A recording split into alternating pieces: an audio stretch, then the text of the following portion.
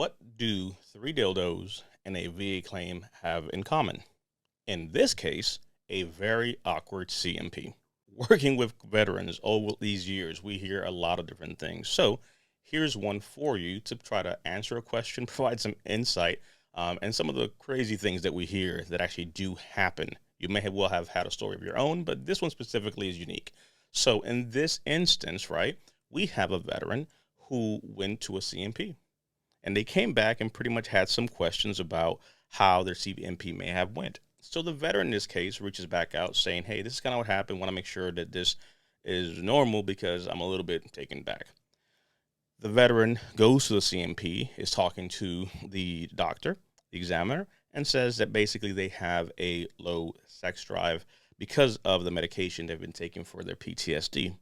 They add on top of that that their wife cheated on him because of that, right? So no sex drive, nothing's happening intimately. The wife steps out. That's, all these things happening, right? But the CMP examiner is actually the one who pushes back and said something to the effect of, shoot, well, I would have just used one of my 3 dildos on myself. So, yeah, a little bit unorthodox, obviously. It did happen. So, again, the main point here, right, is outrageous things that may happen at a CMP. We have to talk about it because you may have someone who's very receptive and positive, or somebody who's dismissive and challenging your story or what you're trying to claim, or someone who furnishes apparently a little too much information that's irrelevant to the conversation. So the key point here is simply this. Be prepared to tell your story, but also understand that there's another human being on the other side of the equation, the examiner, who may have been a veteran or not. And sometimes outrageous things like this do happen, right? Take home point here.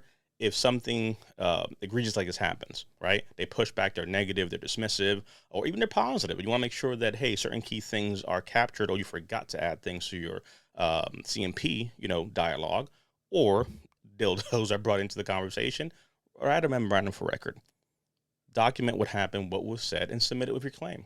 This will help to make sure that the rater understands what took place, because I'm pretty sure the examiner is not going to include that statement was made.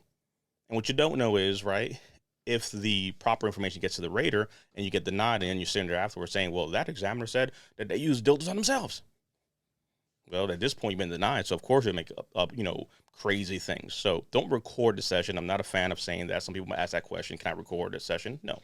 But document what happened and submit the memo pretty much around the same time as CMP. So that same day, write a memo, what happened, submit it, so at least the rater can see it. So in this case, what does a VA claim, CMP exam, and dildos have to do with each other?